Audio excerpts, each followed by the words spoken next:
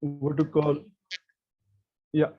So without wasting much time, another what to call fortunate incidents that today I am introducing our beloved Dr. JP, because he is my super senior from AIMS, and that's really a great thing to introduce Dr. Jay Prakash.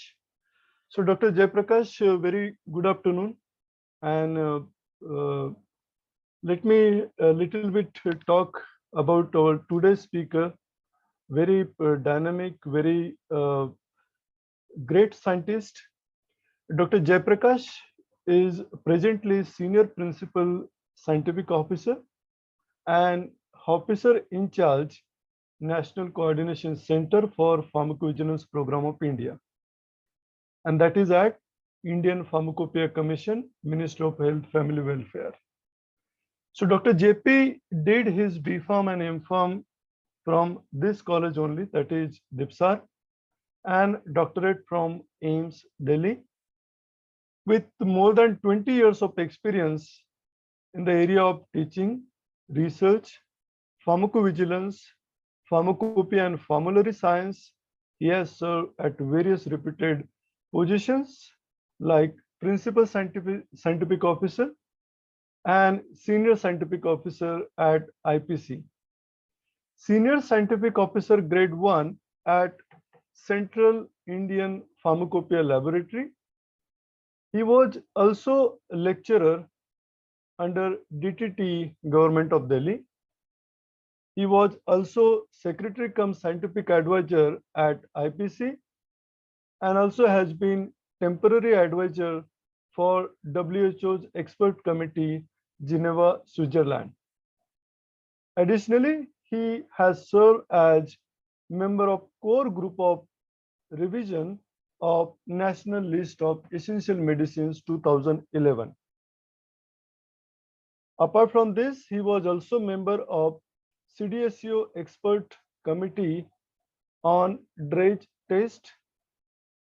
He is recipient of very honorable Miss Geeta Mittal Medal for basic research in the field of oncology for being best postgraduate at AIMS, Servicer Young Investigator Award, and Certificate of Merit in M.Pharm.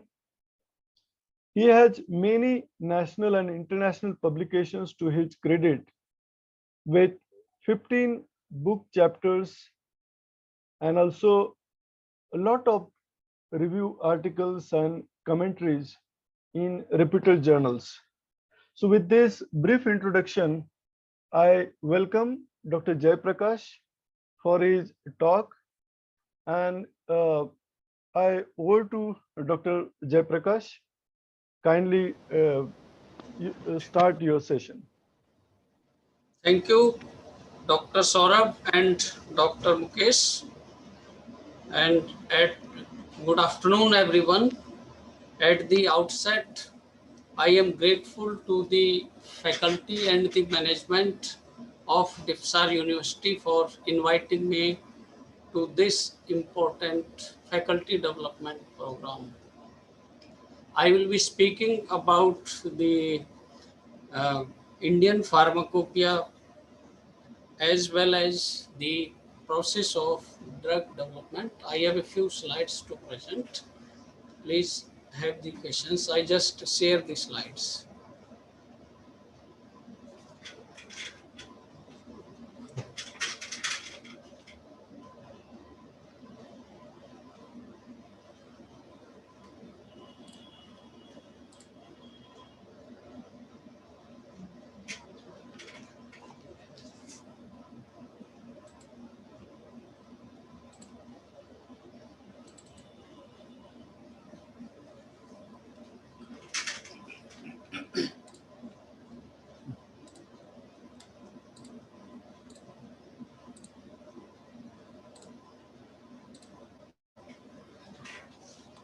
So I hope I am audible to everyone. Yes, sir, you are audible and the screen is also showing your slides now. Okay, okay. Thank you. So the content of my presentation is that I will discuss about the regulatory definition of a drug and new drug, the process of drug development in brief, what is a pharmacopoeia, what is the significance of pharmacopoeial standards, legal status of Indian pharmacopoeia and who are its stakeholders, process of development of Indian pharmacopoeia, content of a monograph in Indian pharmacopoeia, salient features of IP, and the journey of Indian pharmacopoeia. So, if you look at the definition of the drug, we usually just telling the students that a drug is defined as any chemical substance which is used for the diagnosis, prevention, and treatment of a disease. But when we come to the regulatory definition of the drug, as per the Drugs and Cosmetics Act 1940, then the definition is not just that much, and specifically it has been defined under section 3b of the Drugs and Cosmetics Act 1940. What it is?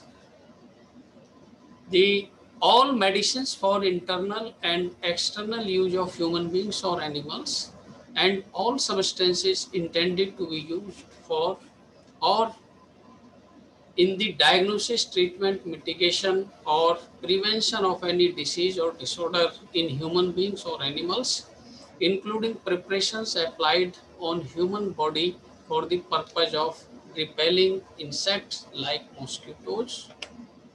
Then it also covers such substances other than food intended to affect the structure or any function of human body or intended to be used for the destruction of vermin or insects which cause disease in human beings or animals, as may be specified from time to time by the central government by notification in the official gazette.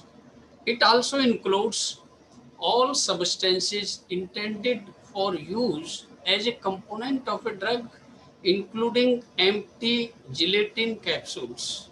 And fourthly, such devices intended for internal or external use in the diagnosis, treatment, mitigation, or prevention of disease or disorder in human beings or animals, as may be specified from time to time by the central government by notification in the official gazette after consultation with the board. What is the board here? The board here is the Drugs Technical Advisory Board, which is, as per the Drugs and Cosmetics Act, a statutory board. Now, coming to the definition of a new drug. The new drug is defined as per the New Drugs and the Clinical Trial Rules 2019, and a notification and a gazette notification has been issued by the Ministry of Health and Family Welfare in this regard. So, the new drug means a drug including active pharmaceutical ingredient or phytopharmaceutical drug which has not been used in the country to any significant extent except in accordance with the provisions of the Act, and Act here we mean the Drugs and Cosmetics Act, and the rules 1945 thereunder, as per conditions specified in the labeling thereof, and has not been approved as safe and efficacious by the Central Licensing Authority with respect to its claims. Or another part of the definition is that a drug approved by the Central Licensing Authority for certain claims and proposed to be marketed with modified or new claims including indication, route of administration, dosage and dosage form, or a fixed dose combination of two or more drugs approved separately for certain claims and proposed to be combined for the first time in a fixed ratio, or where the ratio of ingredients in an approved combination is proposed to be changed with certain claims including indication, route of administration, dosage and dosage forms, or a modified or sustained release form of a drug or novel drug delivery system of any drug approved by the Central Licensing Authority, or a vaccine, recombinant DNA product, living modified organism, monoclonal antibody, stem cell derived product, gene therapeutic product, or xenograft intended to be used as a drug. And there is also the explanation about the new drug. The drugs other than drugs referred to in the subclauses 4 and 5 shall continue to be new drugs for a period of 4 years from the date of their permission granted by the Central Licensing Authority, and the drugs referred to in subclauses 4 and 5 shall always be deemed to be new drugs. So, for example, the vaccines will always be considered as the new drugs. As we are today dealing with the pharmacopoeial standards, so I thought it worthwhile to share this definition with all of you. And if a new drug comes in the pharmacopoeia, so it will not lose its patent status.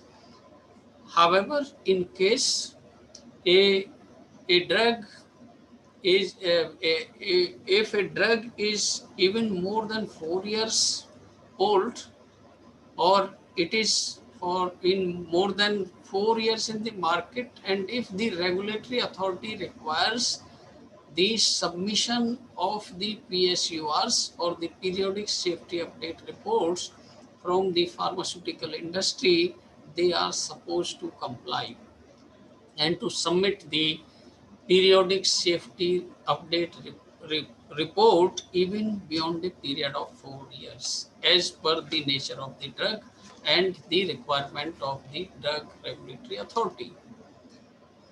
I would also like to give you the definition of a phytopharmaceutical drug as it is also included in the definition of the new drug.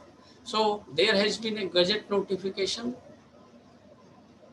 918E dated 30th November 2015, in which a phytopharmaceutical drug has been defined, and phytopharmaceutical drug includes purified and standardized fraction with defined minimum 4 bioactive or phytochemical compound, qualitatively and quantitatively assessed of an extract of a medicinal plant or its part for internal or external use of human beings or animals for diagnosis, treatment, mitigation, or prevention of any disease or disorder, but does not include administration by parenteral route.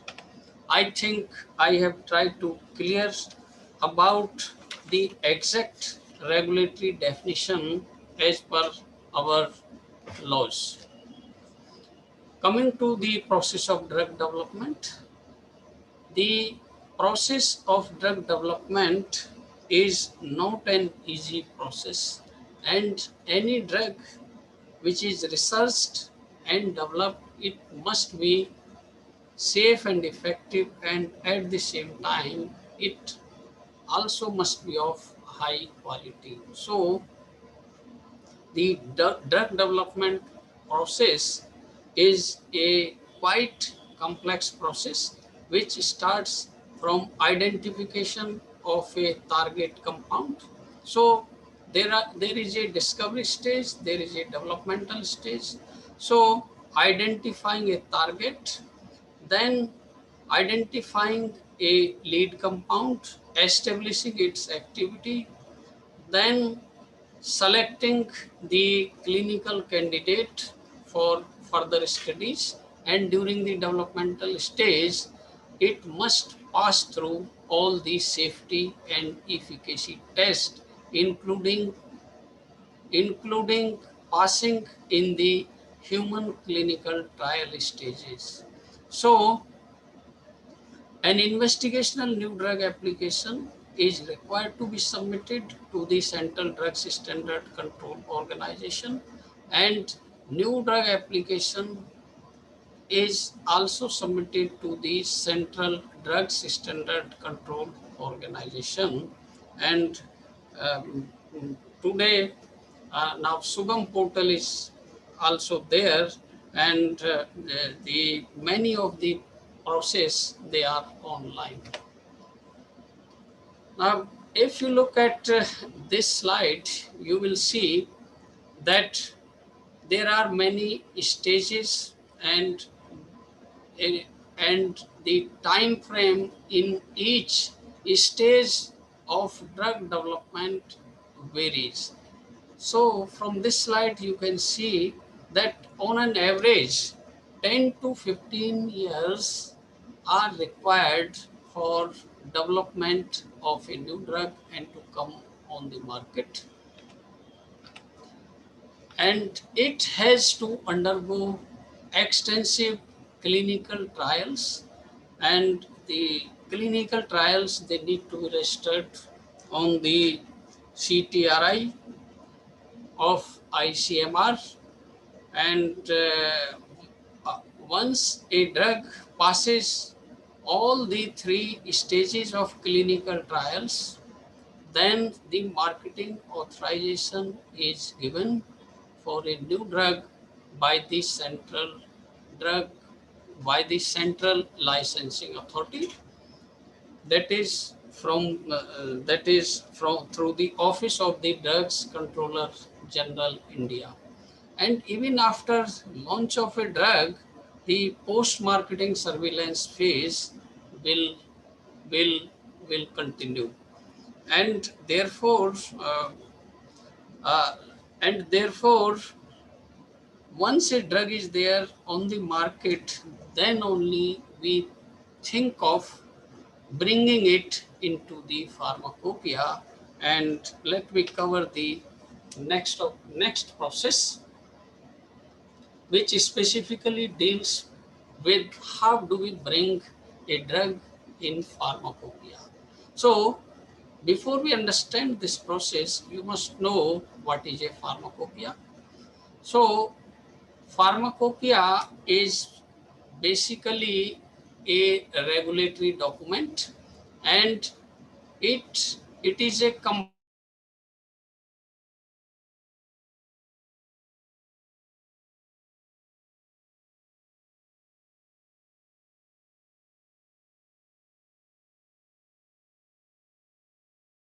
of the excipients. The standards are of the drug formulations.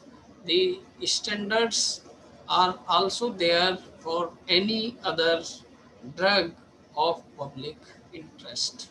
And if you look at the pharmacopoeias worldwide, then there are around 50 pharmacopoeias across the globe, and Indian pharmacopoeia is one of the important pharmacopoeias in the WHO index of world pharmacopoeias. So it is also a matter of pride, and we keep on sending the information to the WHO for updates in the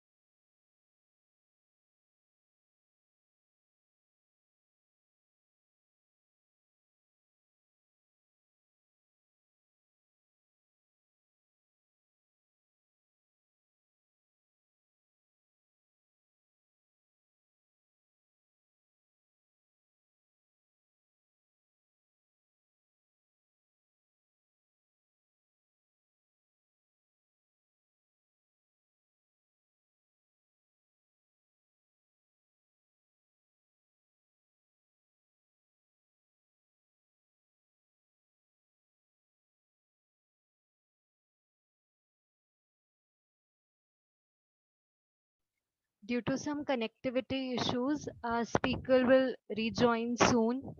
Kindly wait.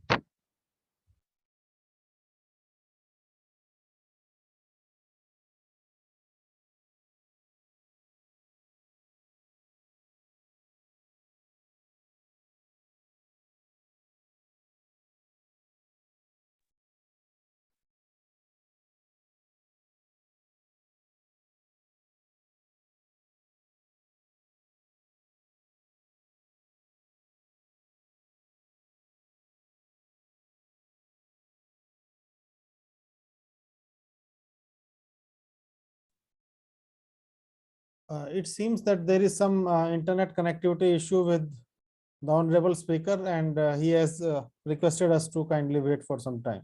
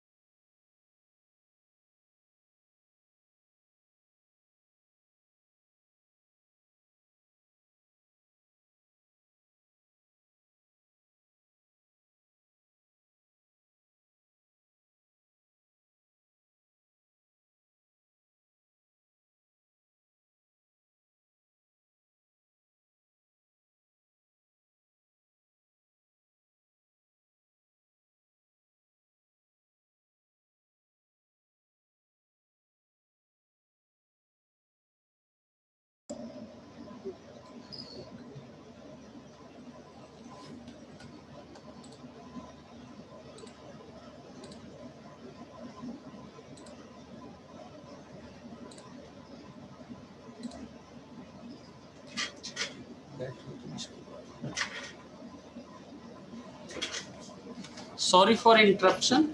Am I audible now? Yes, sir, you are audible, sir. So I was telling about different type of the pharmacopoeias and some of the lead pharmacopoeias such as European pharmacopoeia, British pharmacopoeia, United States pharmacopoeia, uh, Japanese pharmacopoeia, Chinese pharmacopoeia, etc. Now let me tell you here the significance of pharmacopoeial standards. Pharmacopoeial standards are required to control or assure the quality of medicines such as APIs, finished pharmaceutical products, excipients, medical devices, etc. in an independent manner. So, if a drug is labeled as IP and independently the sample is sent either to the state or to a central drugs laboratory, then with the help of pharmacopoeia, it can be independently checked by the analyst and he or she can give the verdict regarding the quality of the sample.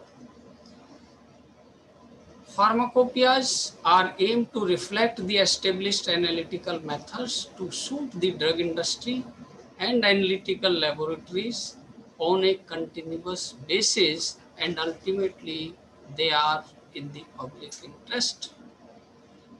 They help the regulatory authorities in the manufacturing, inspection of manufactured or marketed product or the imported medicines, and they ease the access and affordability of medicines at national and international level. So it will be an easier process for acceptance of a medicine labeled as of IP quality to pass through the international barriers of trade and to get acceptance in other countries. Pharmacopoeias operate within a particular regulatory framework.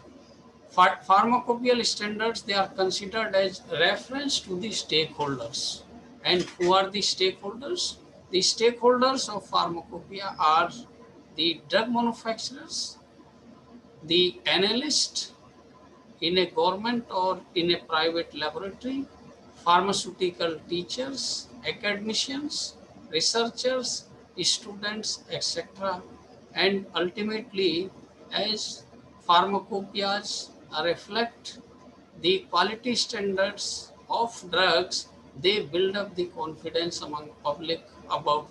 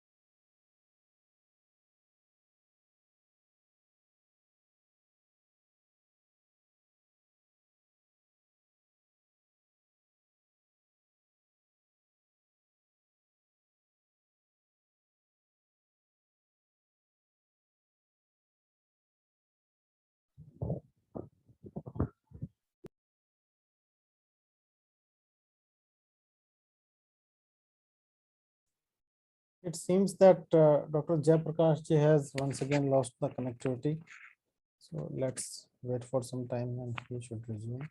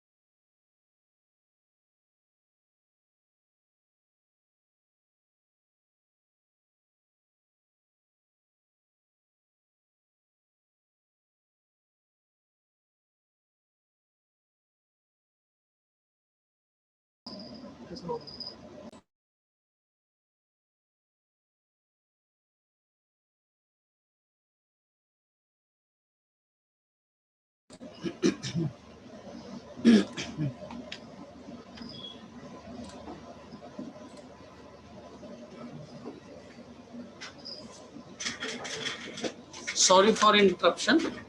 Am I audible? Yes, sir. Okay. So I was just discussing about the legal status of IP, and I told that Indian Pharmacopoeia is a recognized book of standards as per our Drugs and Cosmetics Act 1940 and rules 1945 thereunder. And it has Sir, to be excuse me. strictly followed by the pharmaceutical industry. Dr. Saab, excuse me. Please share your slides. I am sharing the slide. Is it not visible? Not yet, sir.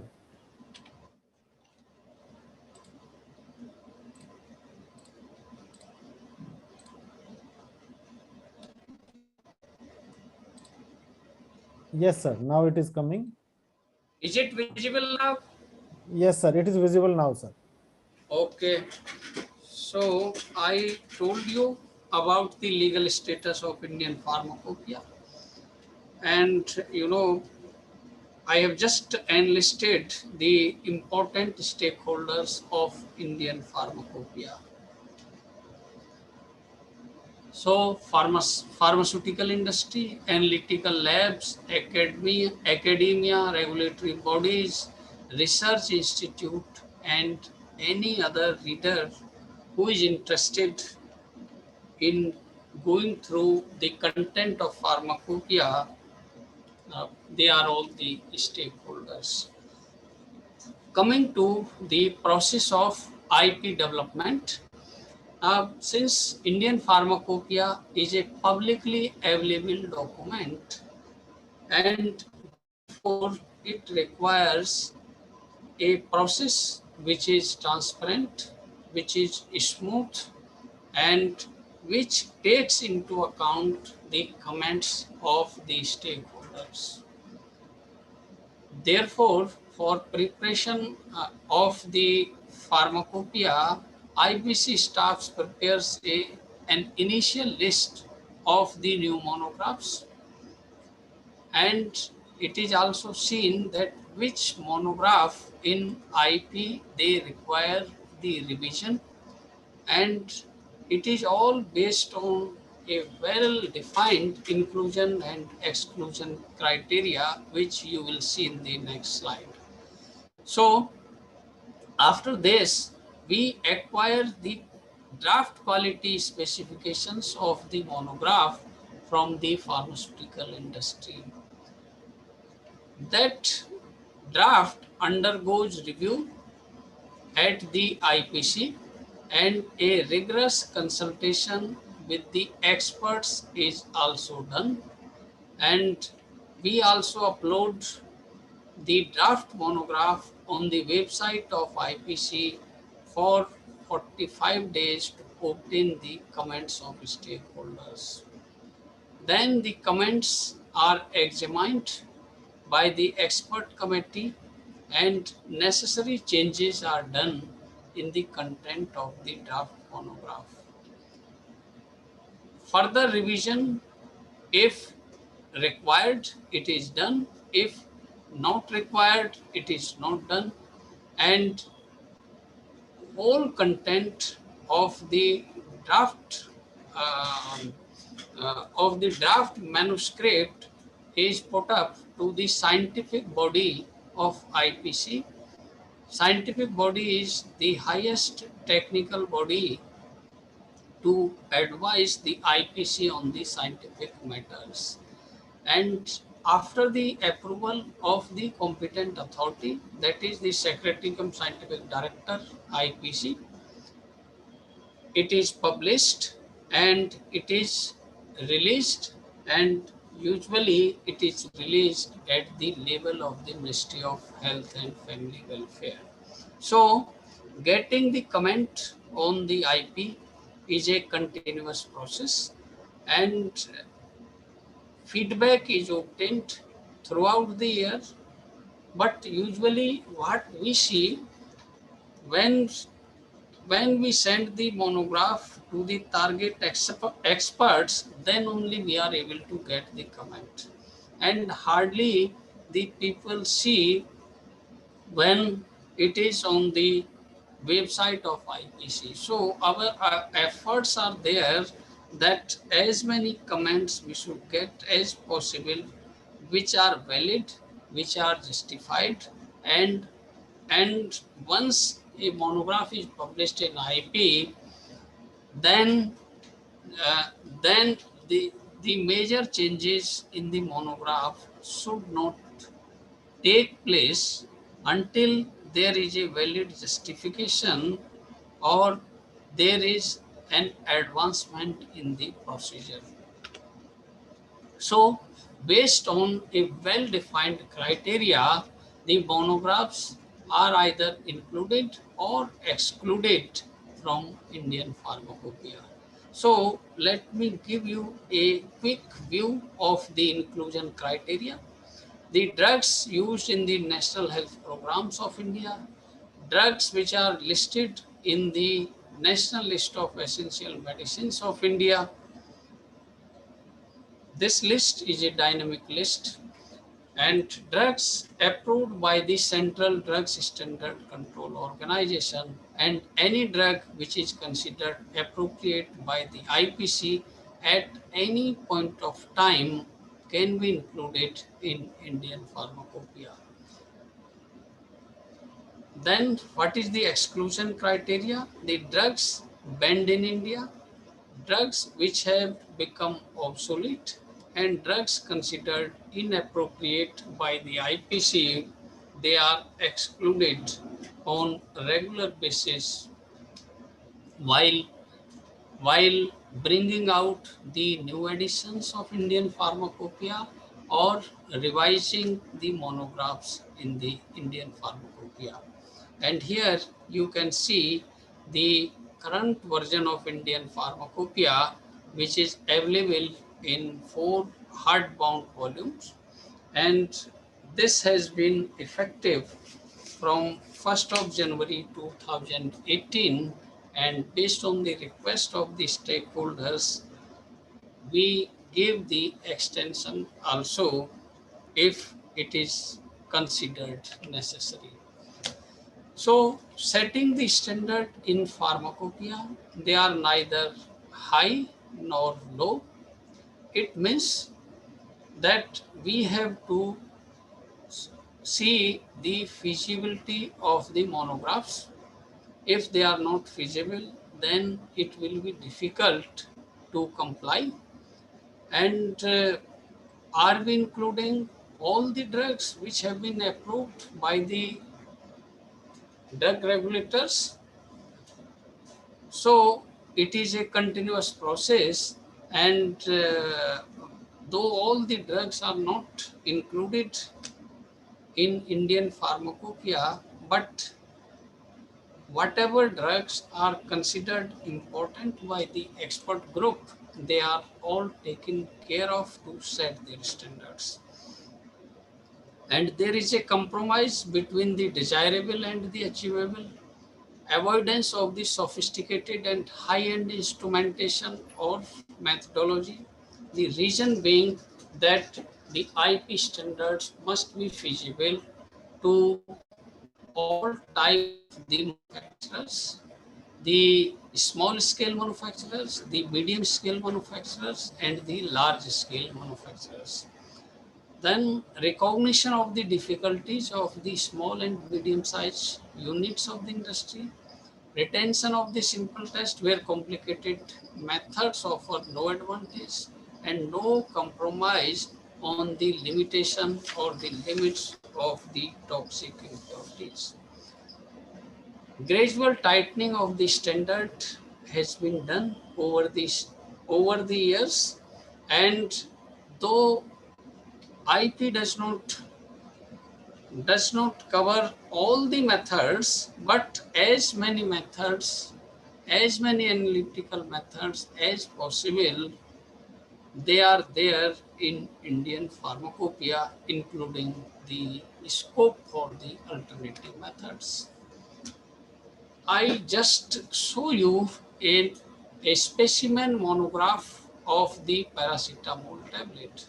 You will also find the monograph of paracetamol API, a separate monograph in Indian Pharmacopoeia 2018.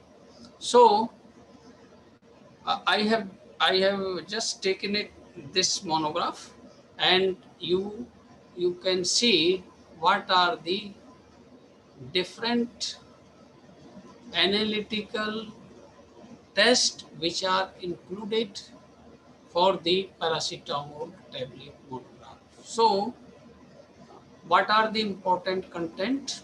So we have first of all the title of the monograph, like paracetamol tablets. Then if there is a synonym like acetaminophen is a synonym of paracetamol, so it is also called as the acetaminophen tablet monograph. Then below this, it specifies the limit of the active content. And here, take for in this case, the limit is between 95 to 105% of the label content. Then you will also see the usual strength, such as 500 milligrams, 650 milligram, etc. Then what are the test of its identification? Then whether dissolution test is required to be performed or not. Then related substances. Then you will see the other test also. And when you open a monograph, then there is also a reference to refer to the general chapters. Take for example, other test. Comply with the test stated under the tablets. Since it is a specific monograph of paracetamol tablet, so this monograph should also comply with the general monograph of the tablet dosage form. Then how to do the assay and how the paracetamol tablet should be stored. And you can see how does the label look like on a blister tablet of paracetamol. So this is a generic branded paracetamol tablet IP, and if it mentions IP, that means paracetamol tablet should comply with all the tests which are mentioned in Indian Pharmacopoeia. So one cannot compromise in this aspect, and the correct interpretation of a monograph is also important. So if there is a reference, take for example, dissolution. So it refers to the appendix 2.5.2. So the dissolution test has to be conducted as per the detailed procedure set out in the monograph of the dissolution itself. So one has to rightly interpret the monograph looking at the general notice part, looking at the text, looking at the notes, and any other relevant content.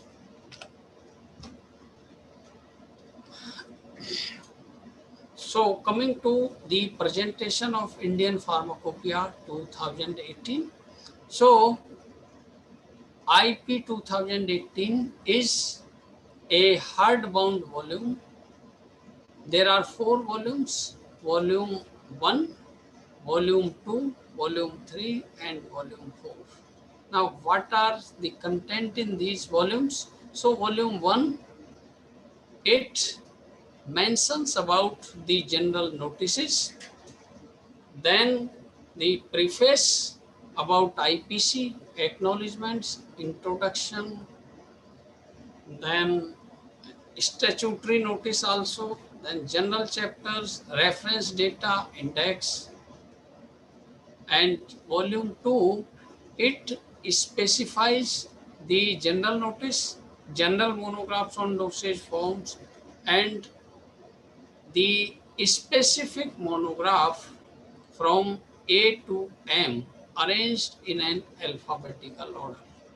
Then volume 3 specifies the general notices, monograph on dosage on drug substances, dosage form and pharmaceutical aids from N to Z.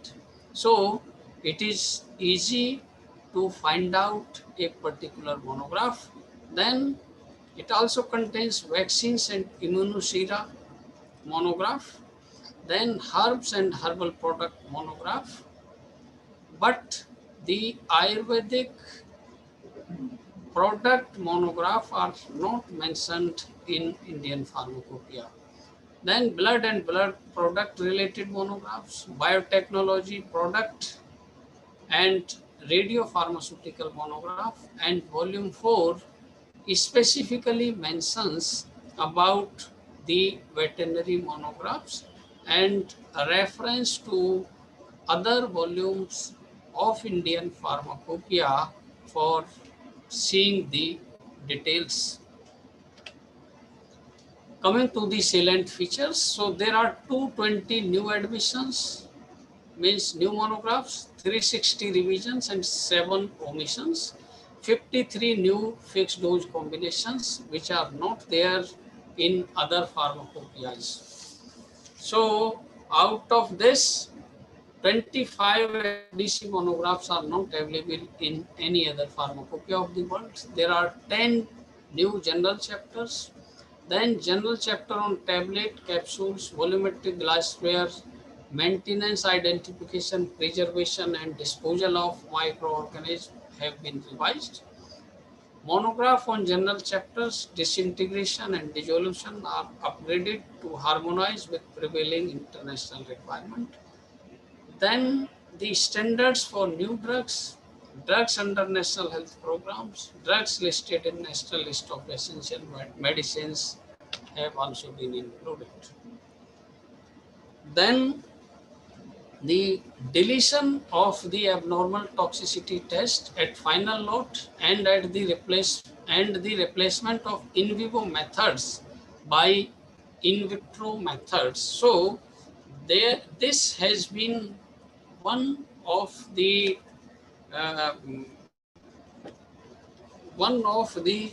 important decision of the IPC to delete the abnormal toxicity test in the monographs of the vaccines. Then pyrogen test has been replaced by the bacterial endotoxin test in 36 parental preparations and other monographs.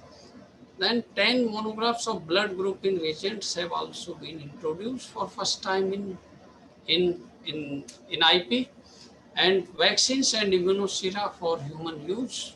They are also upgraded in view of the latest technological development. New essential oil monographs, crude herbal drugs and extract have been incorporated. For ease of access and to make pharmacopoeias more user-friendly, index has been incorporated in volume 1 along with that already existing in volume 4 of Indian Pharmacopoeia. And there is also a security feature, and we had also introduced the test for Shigella boydi in non-sterile parental product in IP 2010, which has been continued in IP 2018 as well. And this picture gives the pie diagram of there are how many formulations and how many APIs, etc. So we have 1,220 formulations, and rest of them are other type of the monographs, including 934 active pharmaceutical ingredients monographs. Now, coming to the IP Addendum 2019. Now, IP Addendum to IP 2018 has been brought out to to to update the Indian Pharmacopoeia 2018. So, IP can be updated through the amendment list, and so far we have come out with 8 amendment list, and any notification on the website of IPC, including the addendum to Indian Pharmacopoeia. The frequency of publication of IP at this moment is every 4 years new edition and addendum in between. So, keeping this into consideration, the IP addendum has also been published, and IP addendum also has the same authority as that of the Indian Pharmacopoeia 2018, and it contains 66 new monographs, including 61 chemical category monographs, herbs and herbal products, radiopharmaceutical preparations, these are 2 preparations, and 1 general monograph on lotion is also included. A special emphasis has been given to the dosage form of APIs whose dosage forms were not there in IP 2018. Then general chemical tests for identification of an article have been almost eliminated, and more specific IR, UV, HPLC and HPTLC tests have been given the emphasis. So majority of the analytical methods, they are HPLC methods at this moment in IP, and HPTLC, the general procedure is also given, and DNA barcoding procedure chapter is also there in Indian Pharmacopoeia 2018, and HPTLC is very useful in uh, in in setting the standards of the herbal category of the monographs. Then special emphasis was given to include or upgrade the dissolution test in existing monograph. And I remember that in albendazole tablet monograph, we had also received the representations from many of the manufacturers. So, but ultimately through a court orders, we uh, we had won that won this situation, and it was in the interest of IPC that we took a firm stand to include the dissolution test in the albendazole tablets as well. Then most of the existing assays and related substance tests have been upgraded into liquid chromatographic methods. So after IP Addendum 2019, we have also come out with IP Addendum 2021, and this is also available from the IPC. So it also takes into consideration the inclusion of several new monographs, the revision in many monographs, and and taking rectification measures for the monographs where there was a typographical or any type of a technical type of the error. Coming to the journey of Indian Pharmacopoeia, I am not going into the historical part of IP development too much, but this slide will give you a glimpse of the journey of the different editions and addenda to Indian Pharmacopoeia. So after independence, the first edition of IP came out in 1955. Then second edition came out in 1966 and third edition in 1985. Fourth edition came in 1996 after a lot of gap, and then after again lot of gap, after the after the creation of Indian Pharmacopoeia Commission, the process of publication of Indian Pharmacopoeia got accelerated, and the first publication under IPC came out as the IP Addendum 2008. So that moment IPC had been registered under the Societies Registration Act of 1860, and immediately after uh, sorry IP addendum to IP 1996, it came out in 2005, and full-fledged edition in 2007, and then addendum came out, and then sixth edition of IP in 2010, next edition in 2014, and eighth edition in 2018. And here you can see the supplements and the addenda coming out in between new editions of Indian Pharmacopoeia.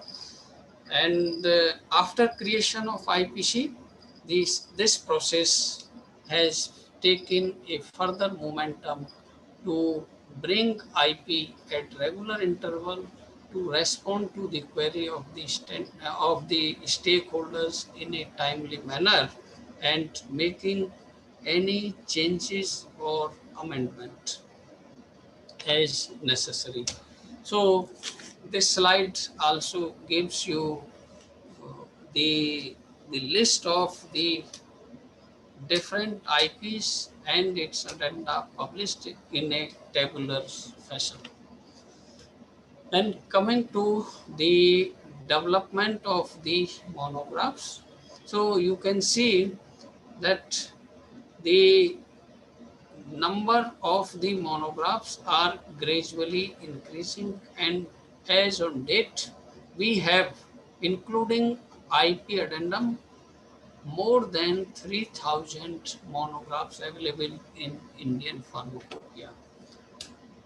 To support the Indian Pharmacopoeia monographs, we require the reference standards.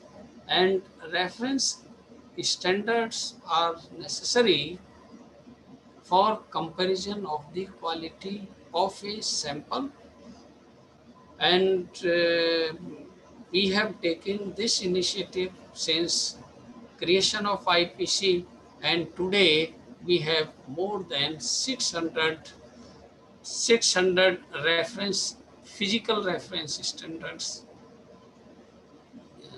uh, chemical reference standards available in the physical form from the IPC, and the list is available on the website of IPC. And in addition to these reference standards, we also have the impurity standards available, and this list is also available on the website of IPC, and anybody can order looking at the list and the requirement. And if you look at the distribution network of IP, you can get it from IPC, and there are authorized distributors in different cities of the country, such as in Mumbai, such as in New Delhi, and in Hyderabad. So order can be given to, to purchase the Indian Pharmacopoeia.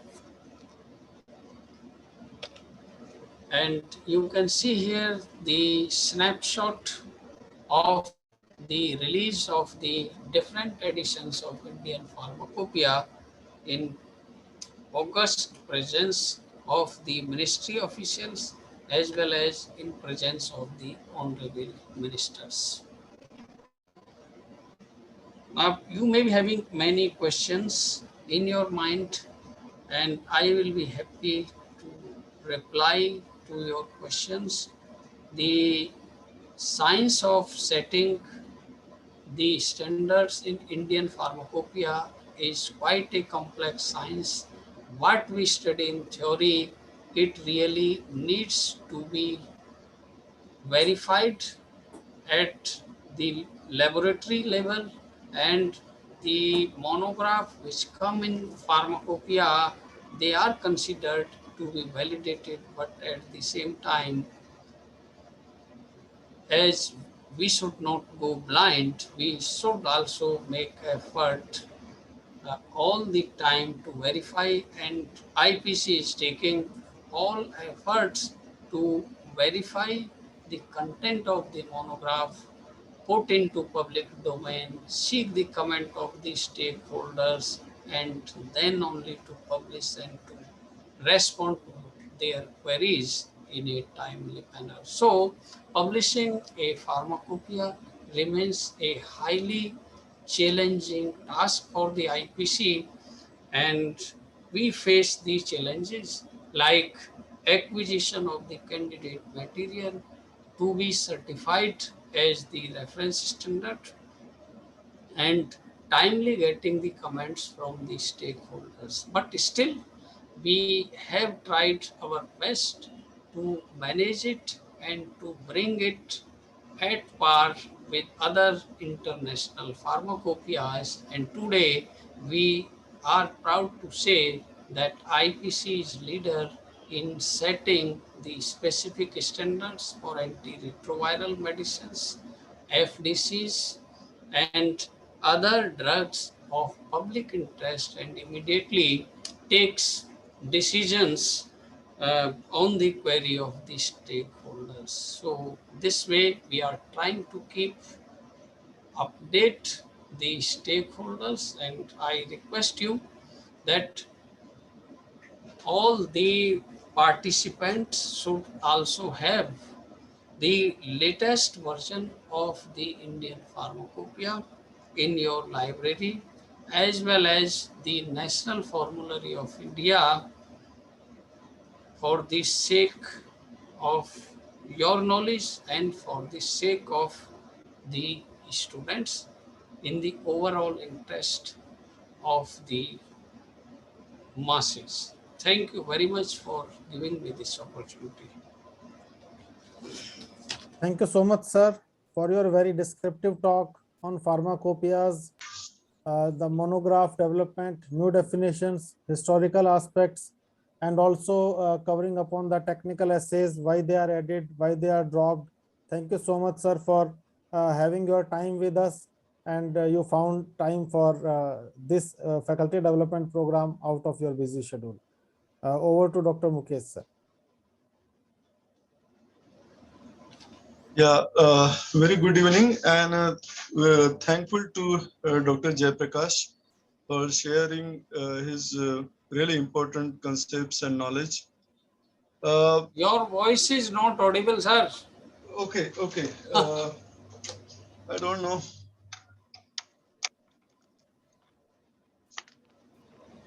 Yeah. Is it audible now? Yes, sir. Mukesh, sir, it is audible to us. Yeah. Dr. Jayaprakash, sir, is it audible to you? Hello. Dr. JP. Hello. I think. Is it audible to other participants? Please respond. Yes, sir, it is audible. Okay, great. So I'm thankful to Dr. Jayaprakash for sharing his valuable experience. And this is the advantage that when we listen to so much experienced person, uh, you get so much knowledge which is not available in I mean, all knowledge is not available in a book, and experience speaks a lot. And that is what I realized in this lecture. And with this, I think there Hello? are. Hello. Hello? Yeah, Dr. Jayaprakash, you are audible. You are audible to me.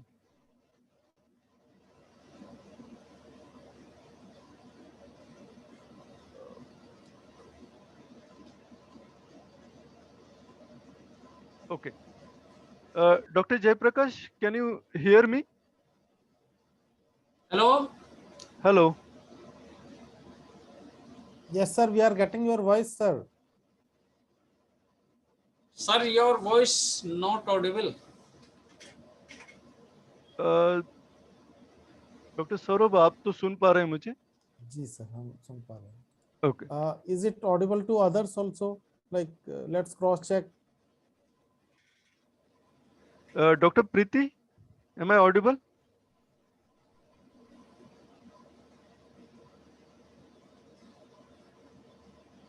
Okay. Any of Dr. the C.R. Patil, sir.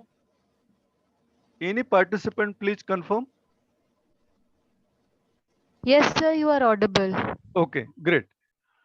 How to communicate these questions with him? But I am not able to listen to your voice. Dr.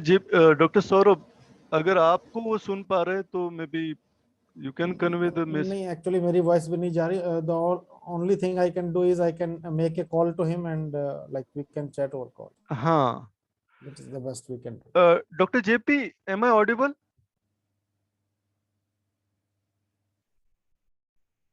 Okay, let me call him once.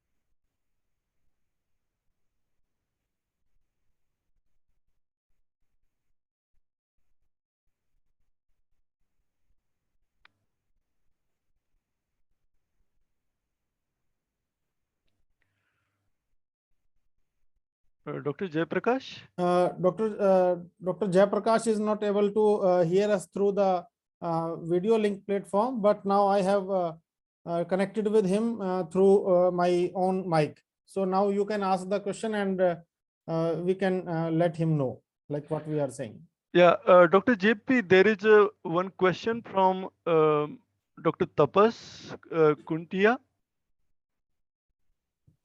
Can you please confirm that you can listen to me? So please identify yourself. Sir, are you able to hear now? Dr. Mukesh, please repeat the question once. For COVID vaccines, how the time duration for the trials has been reduced as it came to market within a year? Sir, it is a very good question.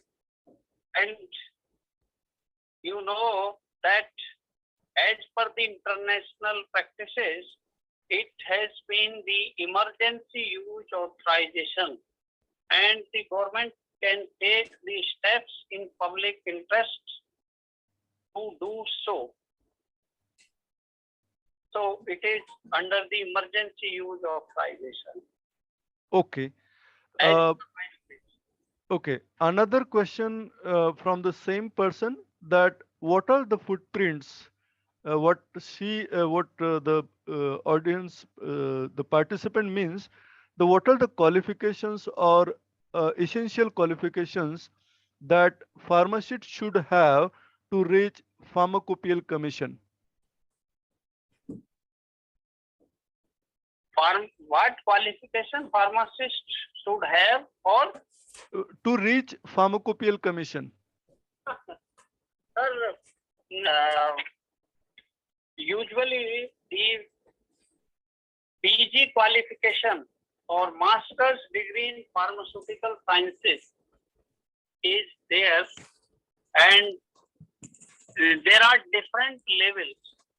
Like we have scientific assistant post, then we have scientific officer post, senior scientific officer, principal scientific officer, senior principal scientific officer, and last one, as the head of the institute, the secretary cum scientific director.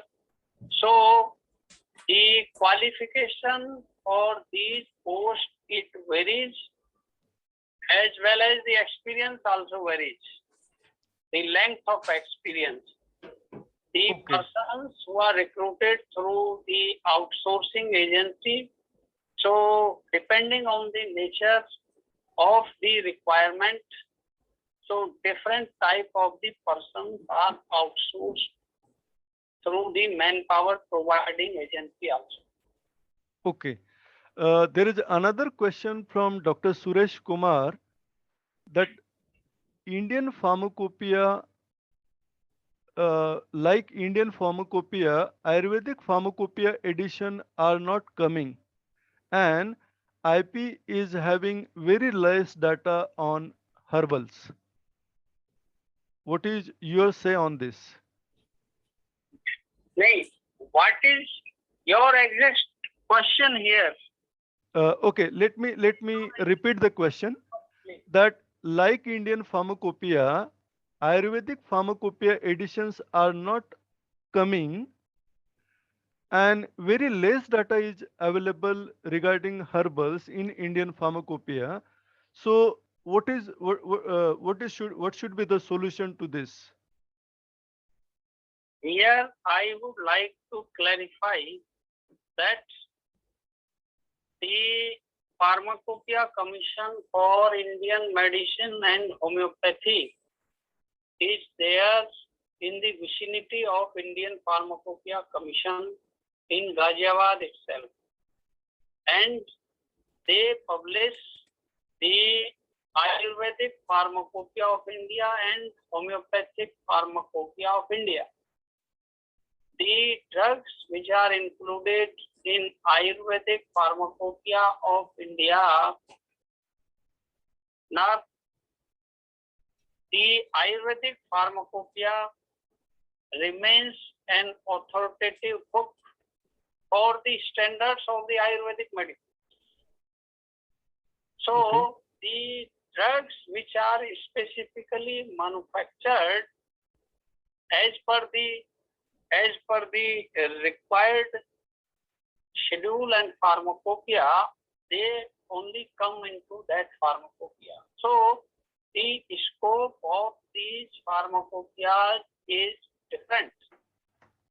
IP takes care of the majority of the modern medicines, but some herbal drugs monographs are also there, like more than 168 monographs of herbal drugs are there in Indian pharmacopoeia. It does not mean that they are the Ayurvedic medicine. So this concept has to be clearly understood, sir. Okay, Am thank I you very clear much. or not? Yes, yes. And there is another question by Dr. Preeti Jain, that how would you comment on rejection of green signal to Covishield and Covaxin by European Commission?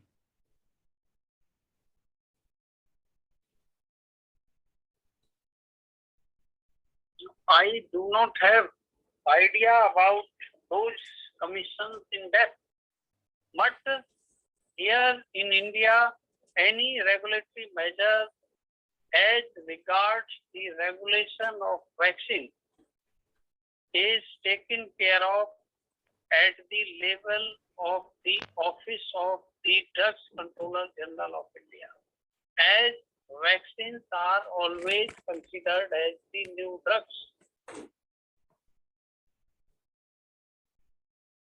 Okay. Dr. Jayaprakash sir, I myself have one question, that there was a news on this subject only, that it is really a science, or it is a company and commercial angle that European Commission Covishield and Covaxin? So what is your understanding on this? Is it because of lack of science, or the commercial aspect is in Directly it? related to us, but the manufacturers who file for the regulatory clearance, they will, the concerned authority would have informed them what are the deficiencies as per their regulatory requirement. Because the regulatory requirement, regulatory environment, it varies from country to country, from region to region. And this is one of the reasons that we have more than one pharmacopoeia. Otherwise, ideally, we should have just single pharmacopoeia. But that is not feasible at this point of time. I do not know the exact reason, as I do not have that information in hand. So the concerned stakeholder and the concerned authorities, what they have asked, they will be having the information about this. Okay. I think there is a last question from Dr. Ramesh Reddy. Elaborate your view of having all types of medicines from allopathy, Ayurveda, homeopathy in Indian pharmacopoeia itself. What is your say? So I have already told the domain of Indian pharmacopoeia,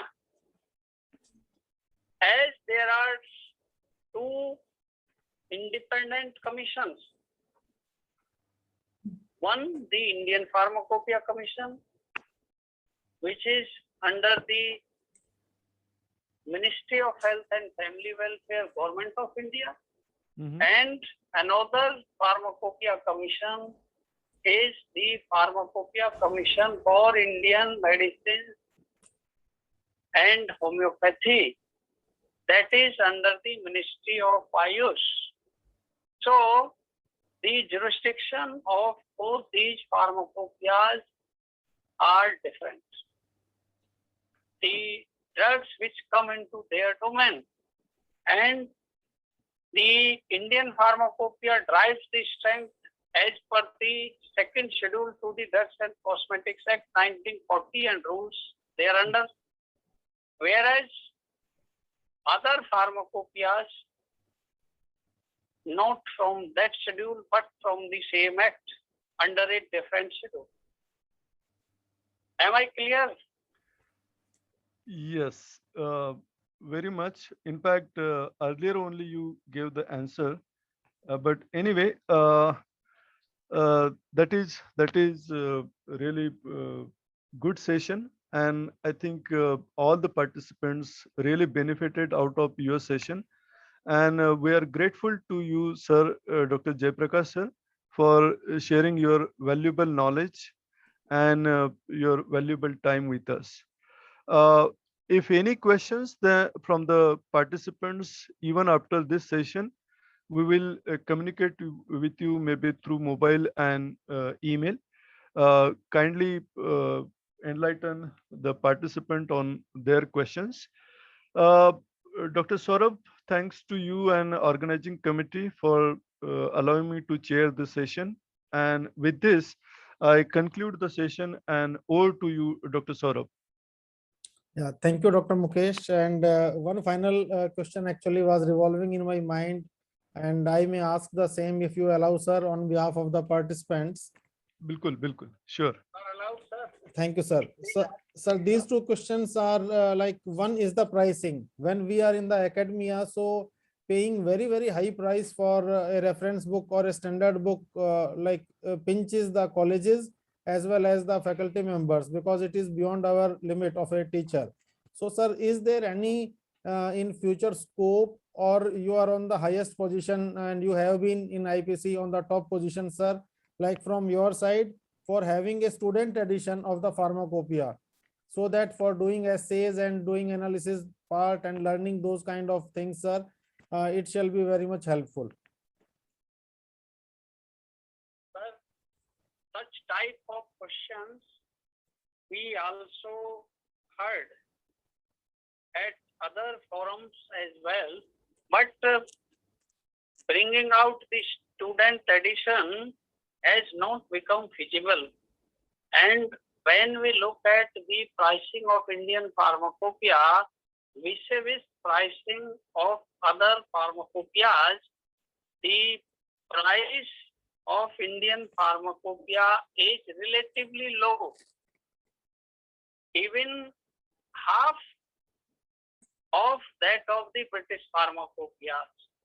So, as IT is primarily and mandatorily to be used by the pharmaceutical industry, and therefore such decision has been taken to set out the price of Indian pharmacopoeia, but I understand that it may be difficult for the students to procure at this price, but I think if the authorities take note of having the latest version of Indian pharmacopoeia for time being in force in their libraries, I think it will surely give students the opportunity to read this pharmacopoeia. Yeah. So this matter has been discussed, but bringing out another edition. So, the pharmacopoeias do not have any scope for error. As soon as any error is noticed, it should be rectified.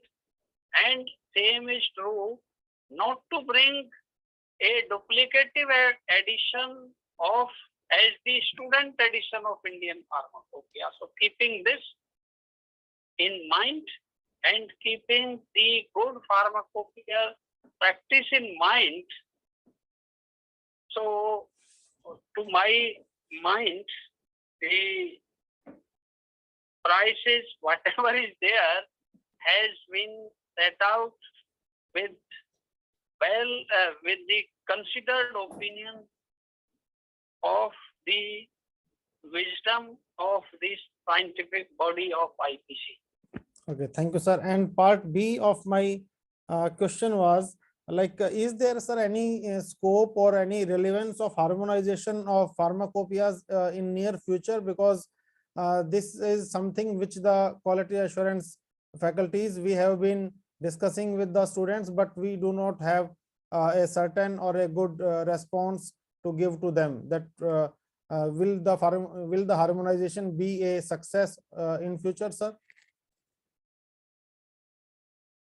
This is a very good question, and so I forgot to touch on this aspect. And harmonization of pharmacopoeias in a prospective manner, it will be very useful, as it will prevent the duplicative effort of different pharmacopoeial authorities and bodies. So that we are taking into consideration, wherever feasible, the concept of harmonization has been kept in mind. And where there is no monograph in other pharmacopoeias,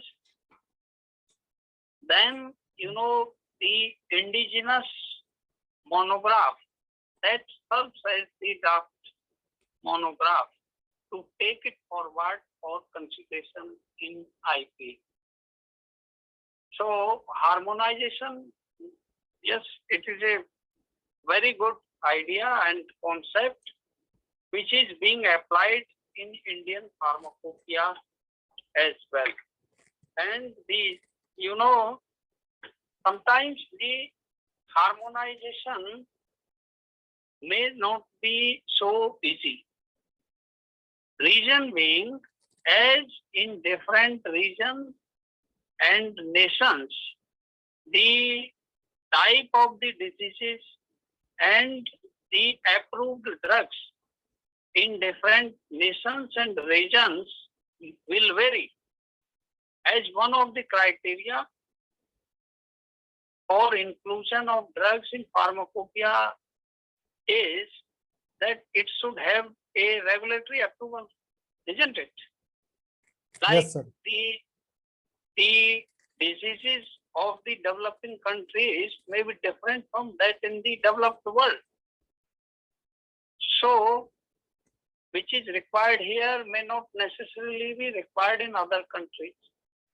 But as far as possible, where there is a monograph in other pharmacopoeias, and efforts to be made as a part of good pharmacopoeial practices to harmonize it with the international trend, keeping in view the nations or regions context.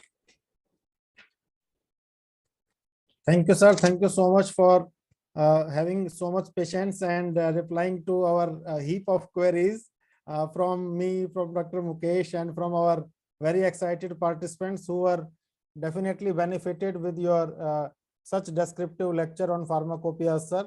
Thank you so much. And sir, also I would like to add here that owing to COVID-19 restrictions, we are not meeting each other physically, and kindly pardon us for not exchanging the mementos physically. So we are honoring you, sir. And I would ask Dr. Mukesh to kindly unmute and join me in giving our token of respect in the form of certificate of appreciation here, sir. I accept it. Thank you very much. Thank you very much.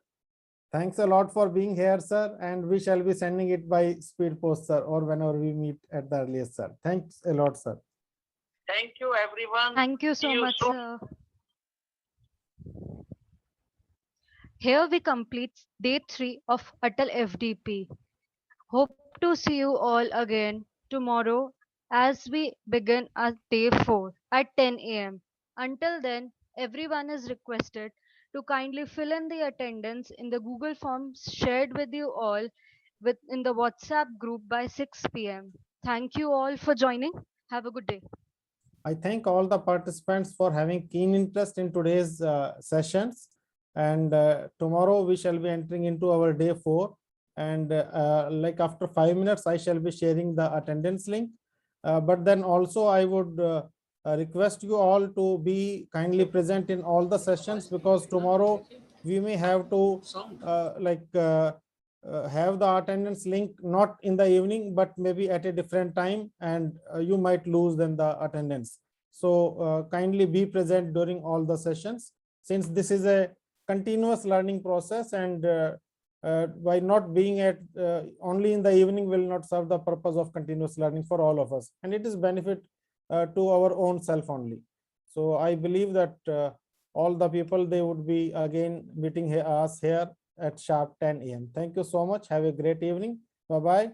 And thank you, Dr. Mukesh, sir, for having you here, and for spending your lot of quality time with us, for asking the queries and for chairing the session. Thank you so much.